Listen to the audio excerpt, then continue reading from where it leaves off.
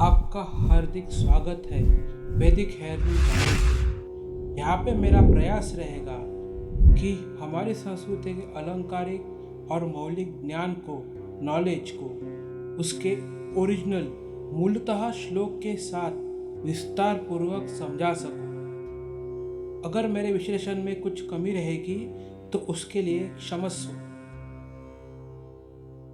ओम श्री गुरु दत्तात्रेयाय नमः। जैसे मैंने प्रस्तावना वीडियो में कहा था कि मैं हर एक अध्याय को 3 से 4 वीडियो में बनाऊंगा, इसी प्रकार मैं ये पहला वीडियो पहले अध्याय का बना रहा हूँ। श्री दत्त महात्म्य का पहला अध्याय का पहला भाग यहाँ पे मैं आपके सामने प्रस्तुत करूंगा। इसका क्रम पहले ओवी रहेगी और उसके बाद उसका विश्लेषण। मैं प्रयास करूंगा कि विश्लेषण पूरी तरह से उस ओवी को समझा सके। कुछ ओवियां ऐसी है जहां पे 3-4 ओवियां मिलके उसका पूर्ण अर्थ समझता है, जैसे कि यहाँ पे 34, 35 और 36 तीनों मिलके उसका एक अर्थ बनता है। तो अगर किसी ओवी का अर्थ अपूर्ण लग रहा होगा तो उसके आगे की ओवी का अर्थ उसको पूर्णता प्रदान करेगा। इसी के साथ मैं शुरुआत करता हूँ दत्त महात्म्य के पहले अध्याय के साथ। श्री गणेशाय नमः, श्री सरस्वते नमः, श्री गुरुभ्यो नमः, श्री सीतारामचंद्राय नमः, श्री गुरु दत्तात्रेय प्रसन्नोस्तु। पहले अध्याय की पहली ओवी। ज्ञान कर्मेंद्रिय प्राणगण यांचे करीदो संरक्षण, त्या गणपतीचे वंदूचरण, मंगलाचरण हे आमुचे। इस ओवी का अर्थ है 5 ज्ञानेंद्रिय या फिर बुद्धि इंद्रिय जिनसे भौतिक चीजों का ज्ञान ग्रहण होता है। श्रोत्र, कान, चक्षु, आँख, त्वक, त्वचा, रसना, जीभ और घ्राण, नाक। 5 कर्मेंद्रिय जिनसे शारीरिक कार्य किए जाते हैं।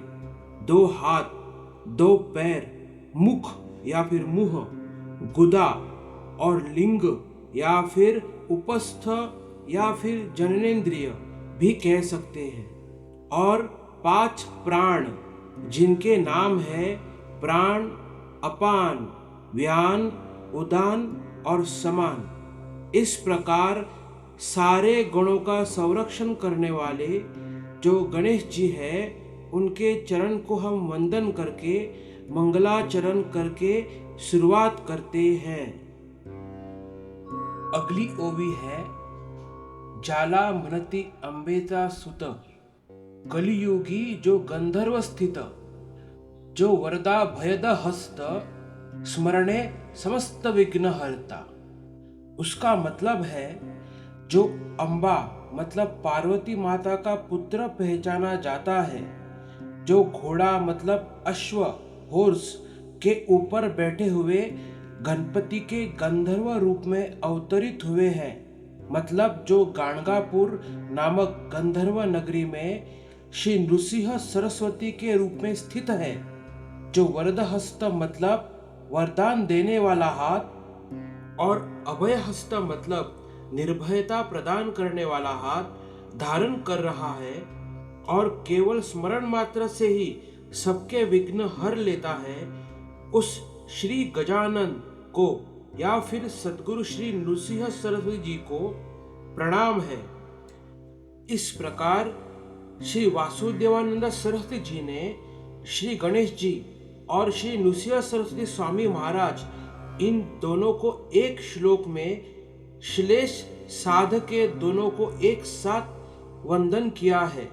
श्लेष मतलब जब किसी शब्द का प्रयोग एक बार किया जाता है पर उसके एक से अधिक मतलब निकलते हैं, तब वह श्लेष अलंकार साधा जाता है। आपको चाहिए तो इसको विकिपीडिया पे ढूंढ सकते हैं।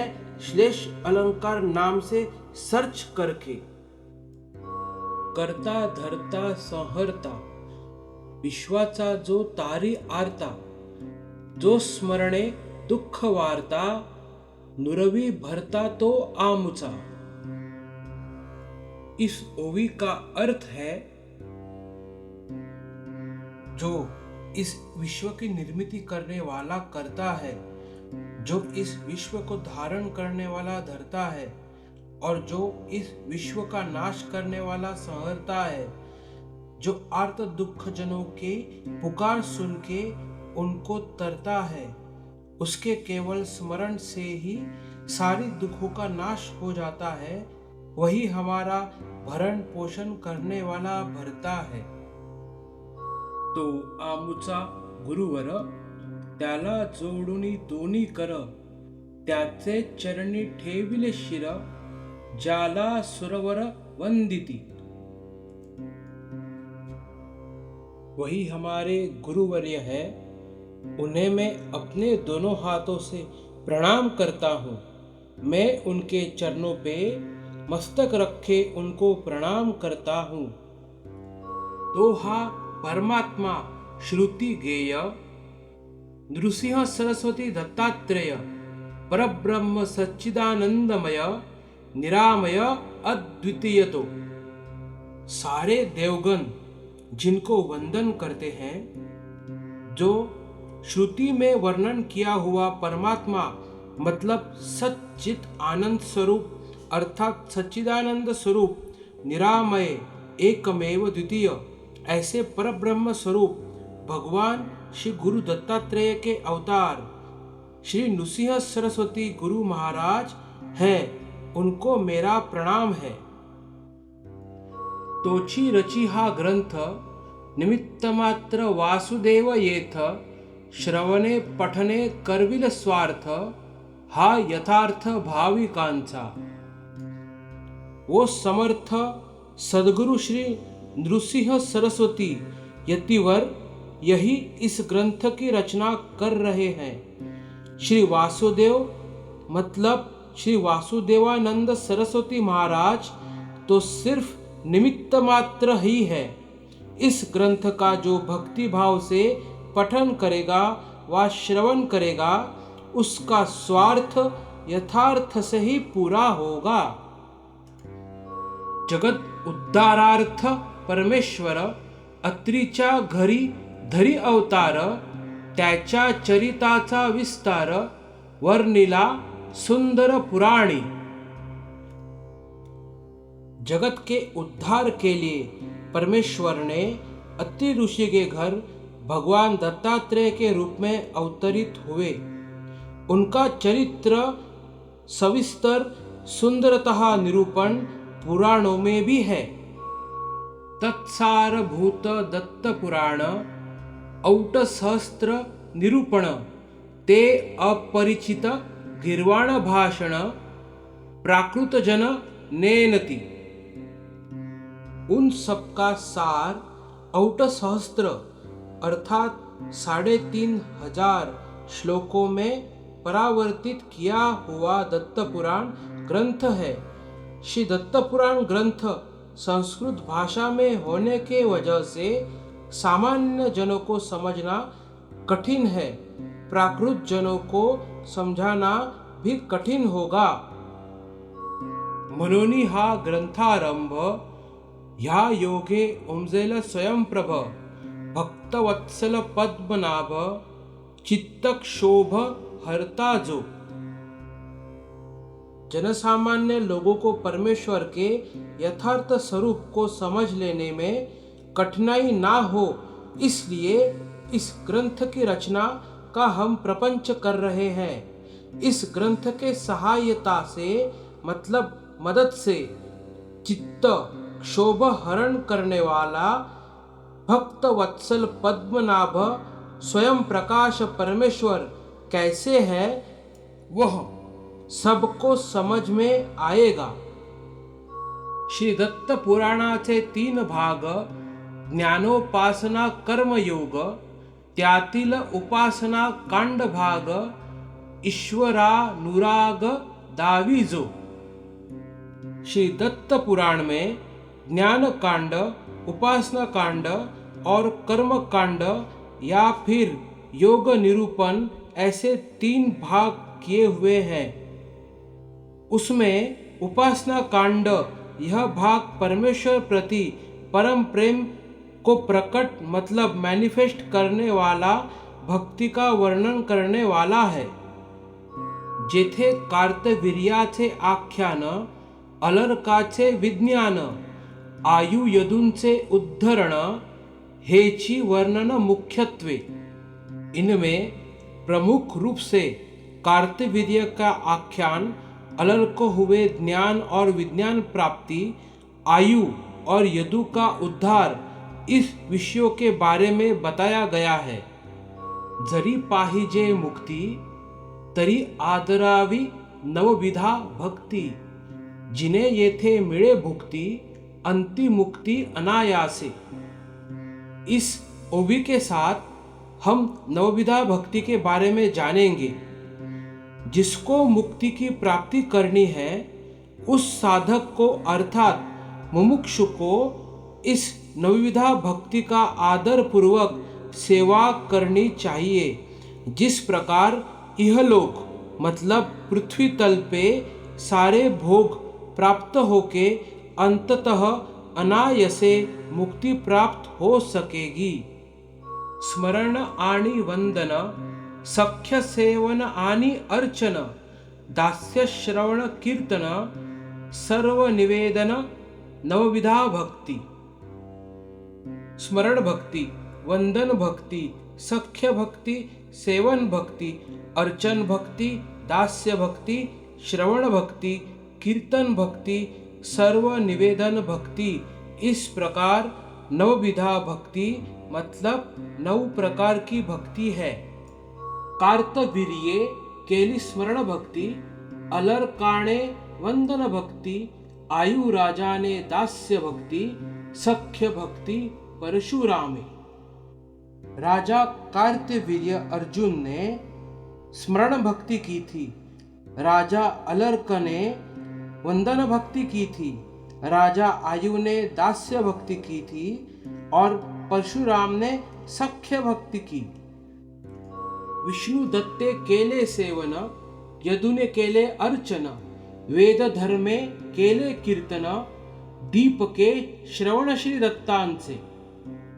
विष्णु दत्त ने सेवन भक्ति की थी, यदु ने अर्चन भक्ति की थी, वेद धर्मा ने कीर्तन भक्ति की तो दीपक ने भगवान श्री गुरु दत्तात्रेय का चरित्र सुन के श्रवण भक्ति की थी।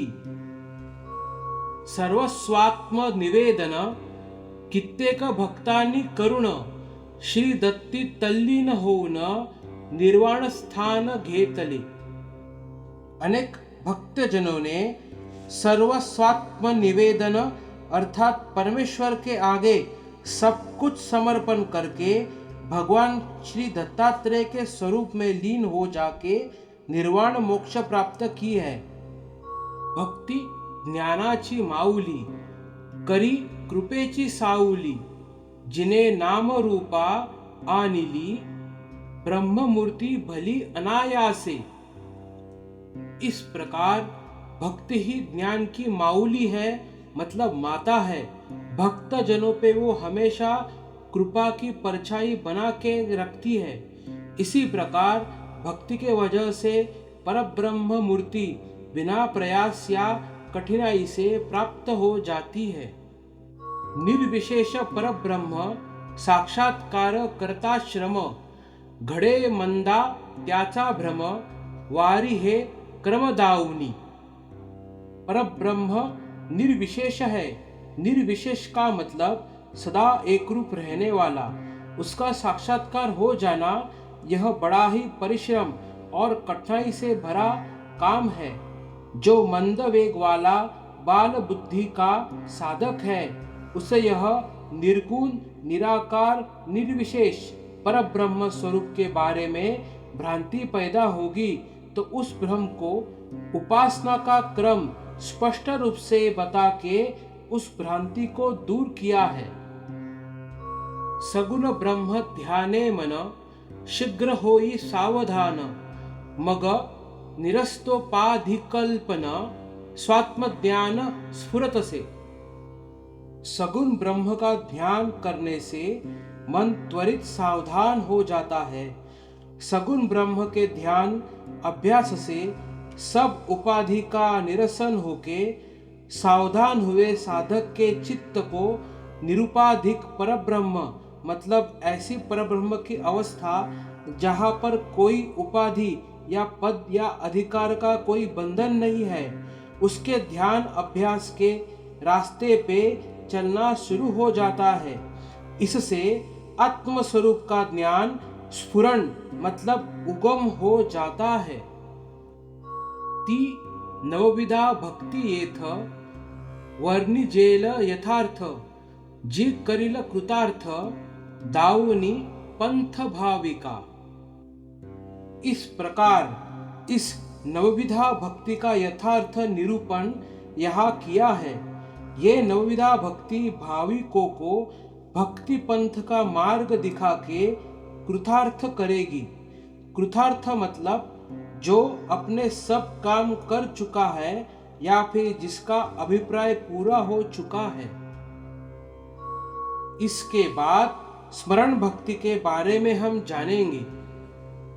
स्मरण भक्ति अति श्रेष्ठ ती नवा मांझी वरिष्ठ आठा लाही व्यापी गरिष्ठ भगवत प्रेष्ठ ती जाना। स्मरण भक्ति ये नवविधा भक्ति में सर्वश्रेष्ठ है। भक्ति के बाकी 8 प्रकारों को अपने में समाहित कर लेने वाली यह सर्वोत्कृष्ट प्रकार की भक्ति है। इसी कारण स्मरण भक्ति ही भगवंत को बहुत ही प्रिय है। ज्याची अंगे सहस्त्र ज्याची स्वरूपे सहस्त्र ज्याची नामे सहस्त्र कर्मे सहस्त्र जयाची। जिस प्रकार परमेश्वर के अंग सहस्त्र है, जिनके स्वरूप भी सहस्त्रों है, जो सहस्त्रों नामों से पहचाने जाते हैं, जिनके कर्म भी सहस्त्रों है। या सर्वांचे स्मरण भावे करिता प्रतिक्षण उतरे सर्व कर्मांचा क्षीण लाभे निर्वाण सहजची। ऐसे उस परब्रह्म परमेश्वर के स्मरण से भावपूर्वक हर क्षण होते रहने से सारे कर्मों का ताप क्षीण होके बहुत सहजता से निर्वाण प्राप्ति हो सकती है। जाता येता काम करिता खाता पीता देता घेता हृदयी भगवत स्मरण करिता अकर्मता कर्माची। आते जाते काम करते समय खाते वक्त पीते वक्त देते वक्त लेते समय अंतःकरण में भगवान का स्मरण करते रहने से सारे कर्म अकर्म हो जाते हैं। अंतःकरण मतलब महत्त्व अहंकार और मन, ये 3 करण जो अंदर है, इसलिए अंतःकरण। हम इसके बारे में और गहराई से जानेंगे जब हम सांख्य दर्शन जो कपिल मुनि ने लिखा है उसके बारे में बात करेंगे। स्मरणा विने न घडे काही मनोनी श्रेष्ठ स्मरण भक्ति ही आता कीर्तन भक्ति ऐकाही तारी हे ही भाविका। स्मरण के सिवा कुछ भी हो नहीं सकता, इसलिए ही स्मरण भक्ति ही सर्वश्रेष्ठ है, जो राजा कार्तवीय अर्जुन या फिर सहस्त्रार्जुन ने की थी। अभी हम कीर्तन भक्ति का निरूपण करने वाले हैं। यह भी भाविक को तारने में सक्षम है। आगे कीर्तन भक्ति के बारे में बताया है।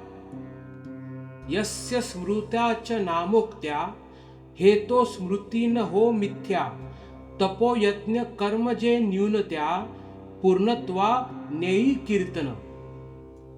भगवंत ने गीता में कहा है, यस्या स्मृत्या च नामोक्त्या मतलब जिसके स्मरण से ही नाम संकीर्तन से सारे यज्ञ तप कर्म इनमें जो न्यून रह जाते हैं वो सब भगवान की नाम संकीर्तन से पूर्ण हो जाते हैं।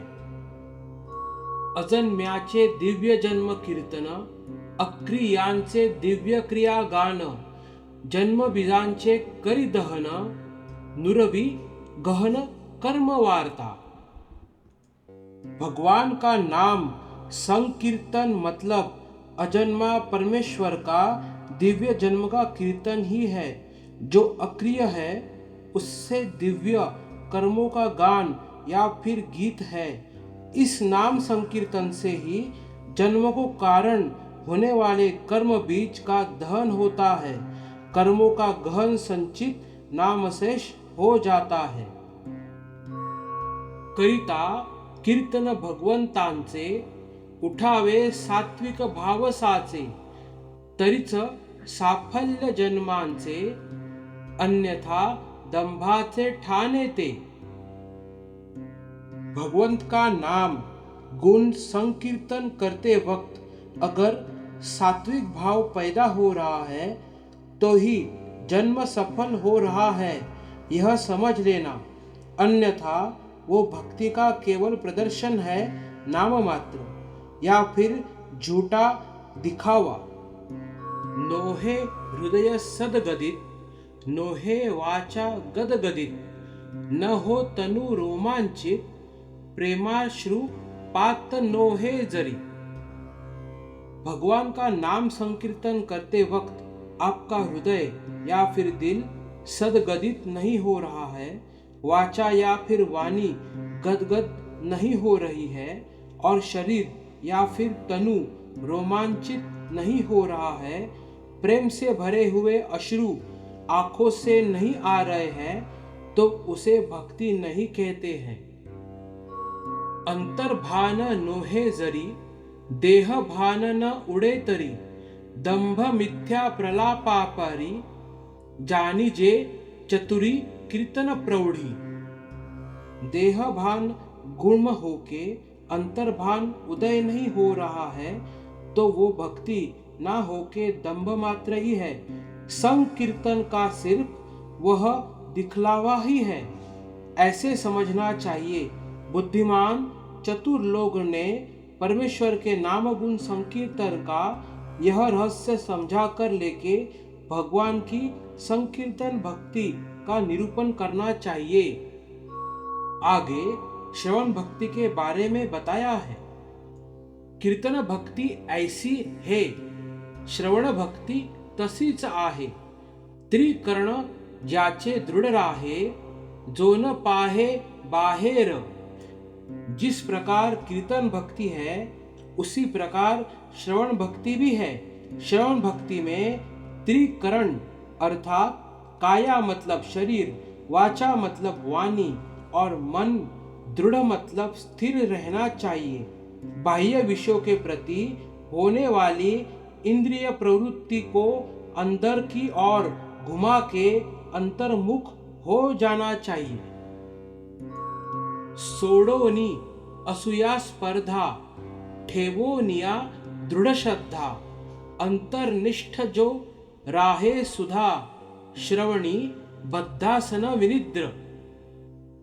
असूया मतलब ईर्ष्या, जलन या फिर दूसरे के गुणों में दोष निकालना, और स्पर्धा यह चित्त के दोष को निकालकर फेंक देने से उसके बाद परमेश्वर पे दृढ़ श्रद्धा रख के नींद से परावृत्त रहते हुए एक जगह स्थिर बैठना चाहिए। इस प्रकार शरीर और मन को स्थिर करके अंतर्निष्ठ होके श्रवण करना चाहिए। स्वये जरी जाने भगवद गुण, तरी ऐकविता तेची गुण। श्रद्धा भक्तीने करी श्रवण, तेची श्रवण भक्ति युक्त। खुद को परमेश्वर के गुण मालूम होने के बाद भी दूसरा कोई बता रहा होता है तो श्रद्धा भक्ति से किया हुआ श्रवण यही सच्ची भक्ति का प्रतीक है। प्रेम दाऊनी जाती कीर्तना, तेथे वार्ता करती नाना। की बैसोनी सेविती शयना सोडिती अवधाना श्रवणाच्या। कीर्तन के बारे में बहुत प्रेम है ऐसे दिखा के लोग कीर्तन को जाते हैं और वहाँ पे विविध नाविन्यपूर्ण विषयों पे बात बताते रहते हैं या फिर बैठे बैठे ही सो जाते हैं। व्यर्थ त्याचा तो परिश्रम, अशा श्रवणे न उडे भ्रम, न लागे मोक्षाचा क्रम, स्वरूपी विश्राम त्या कैचा। इस प्रकार श्रवण का अवधान या फिर ध्यान छूट रहा होगा तो वह श्रवण भक्ति न होके व्यर्थ परिश्रम ही है। इस प्रकार श्रवण से अज्ञान की भ्रांति दूर नहीं होती है। मोक्ष मार्ग पे जाने का मार्ग इससे प्राप्त नहीं होता है, तो फिर खुद को पहचानने का विश्राम कैसे मिलेगा। मनोनिया सावधान करावे भावे श्रवण, हे तृतीय भक्तीचे लक्षण आता सेवन अवधारा। इसलिए इंद्रियों को सावधान करके अर्थात सावधान मतलब बाह्यकरण और अंतःकरण को एकाग्र करके भक्ति भाव से श्रवण करना चाहिए। यही तीसरे प्रकार की भक्ति का लक्षण है। बाह्यकरण मतलब 5 कर्मेंद्रिय और 5 ज्ञानेंद्रिय, और अंतःकरण मतलब महत्तत्व यानी बुद्धि, अहंकार और मन, ये 3 सब मिला के हुए 13 करण जो कि सांख्य दर्शन में बताए हैं, जो हमें आगे के वीडियो में बात करेंगे। इसी प्रकार श्रवण भक्ति के साथ मैं इस वीडियो की समाप्ति करता हूँ। मिलते हैं अगले पहले अध्याय के भाग के साथ, जहाँ पे हम आगे की भक्तियों का वर्णन करेंगे और अध्याय में आगे बढ़ेंगे। जल्दी ही मिलते हैं दूसरे भाग के साथ। धन्यवाद।